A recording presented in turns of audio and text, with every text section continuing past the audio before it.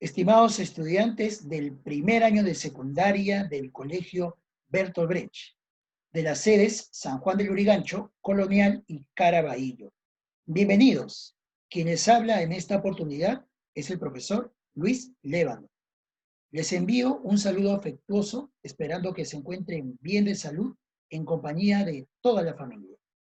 Iniciamos la quinta semana de este tercer bimestre. Esta semana desarrollaremos la siguiente competencia matemática. Resuelve problemas de gestión de datos e incertidumbre. Asimismo, lograremos la siguiente meta de aprendizaje. Recopila datos de variables cualitativas o cuantitativas, discretas, mediante encuestas, seleccionando y empleando procedimientos y recursos.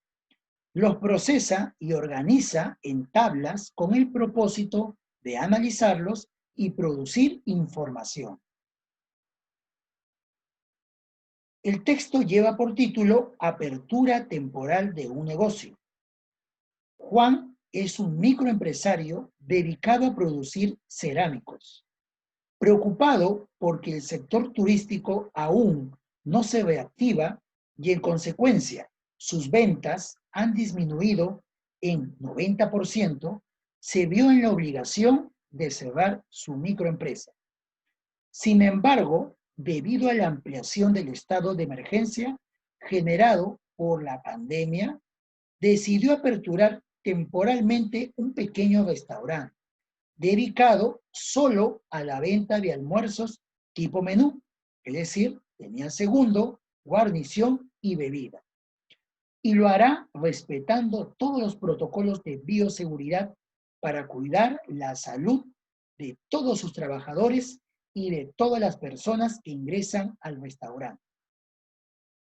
Pero para tener más claro las preferencias del público al que va a dirigir su negocio, decidió realizar una pequeña encuesta. Los resultados obtenidos a 3 de las preguntas que planteó los organizó en la siguiente tabla. Aquí está la tabla donde tenemos los componentes del almuerzo, los menús variados y la cantidad de resultados obtenidos.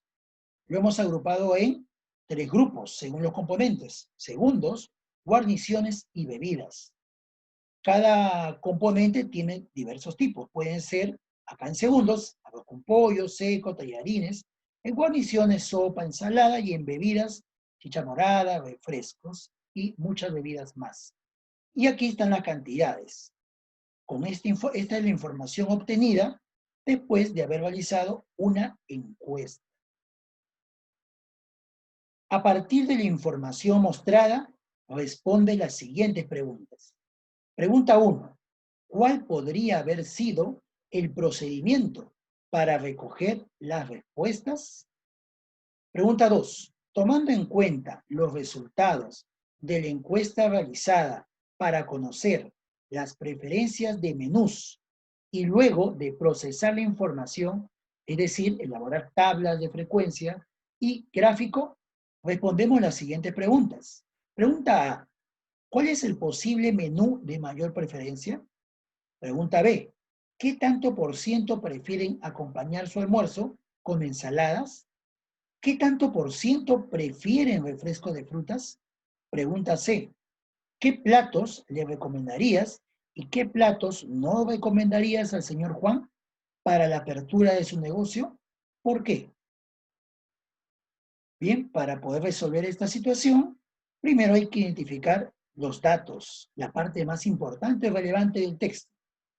Por ejemplo, aquí, este texto nos habla de la apertura de un pequeño restaurante dedicado solo a la venta de almuerzos tipo menú, es decir, que tienen segundo, guarnición y bebida.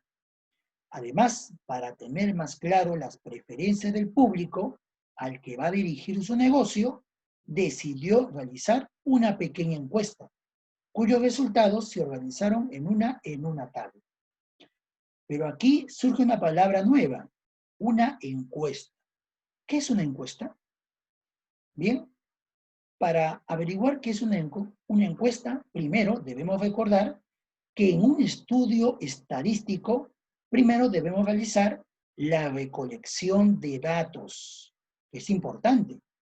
Esta se puede obtener de diferentes fuentes de información ya existentes o mediante censos, encuestas y estudios experimentales. Aquí vamos a ver dos tipos de recolección de datos.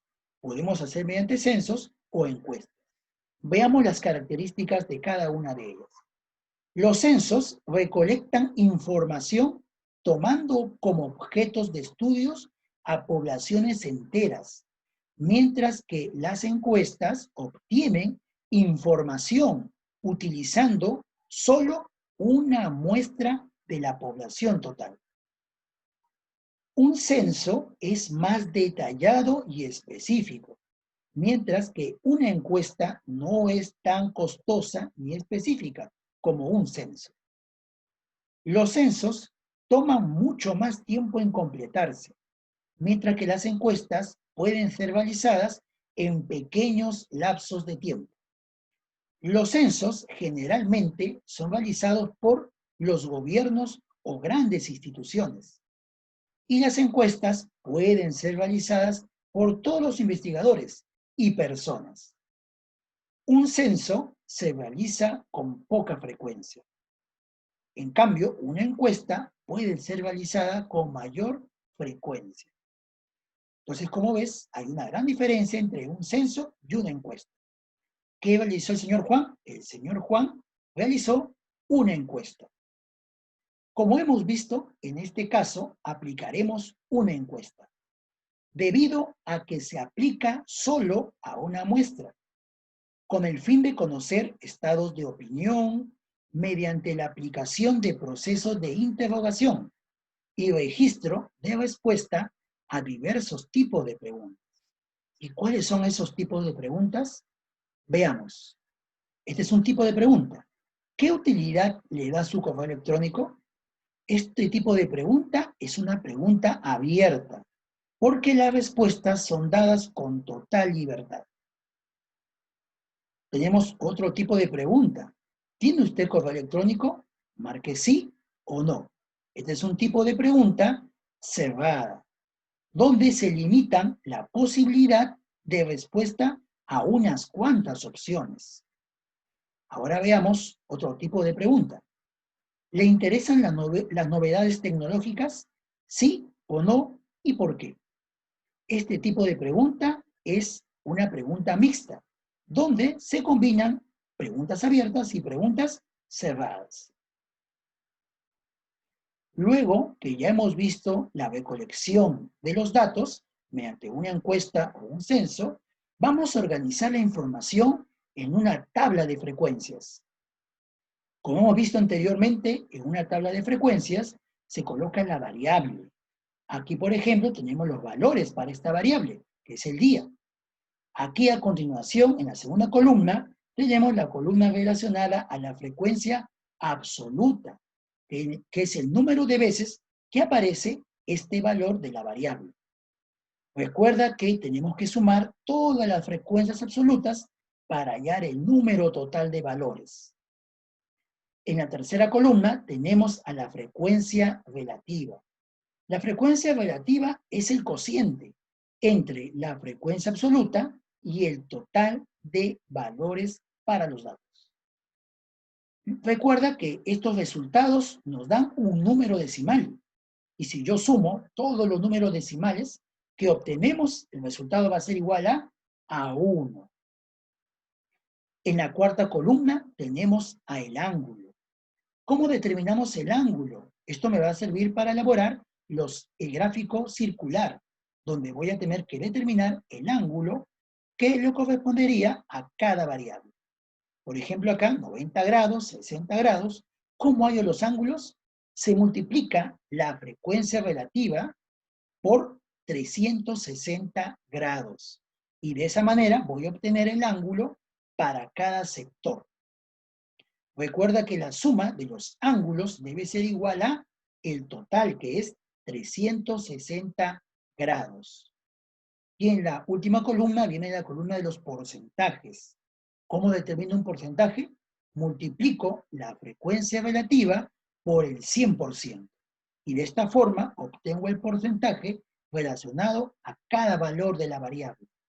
¿Cuánto suman los porcentajes? Los porcentajes me suman el 100%. Una vez que elaboré mi tabla de frecuencias, ahora puedo elaborar también un gráfico de sectores. Como lo observas aquí, están distribuidos según el ángulo y también relacionado a un porcentaje. Respondemos las preguntas. Como ya hemos visto el proceso de un estudio estadístico, acá me preguntan, ¿cuál podría haber sido el procedimiento para recoger las respuestas? Como hemos visto anteriormente, primero debemos elaborar previamente una encuesta con preguntas abiertas, cerradas o mixtas. Luego debemos aplicar la encuesta al público en general. A continuación, vamos a reunir todos los datos obtenidos y organizarlos para cada uno de los componentes del almuerzo, es decir, para los segundos, las guarniciones y las bebidas. Pregunta 2. Tomando en cuenta los resultados de la encuesta realizada para conocer las preferencias de menús y luego de procesar la información, es decir, elaborar tabla de frecuencia y gráfico, respondemos las siguientes preguntas. Pregunta A. ¿Cuál es el posible menú de mayor preferencia? Para concluir, ¿cuál es el menú de mayor preferencia? Debemos procesar la información en tablas de frecuencia y gráficos circulares para cada componente del almuerzo, es decir, para los segundos, para las guarniciones y para las bebidas. En el segundo video observaremos cómo se elabora la tabla de frecuencias y un gráfico de sectores para cada componente de los menús. Gracias por tu atención.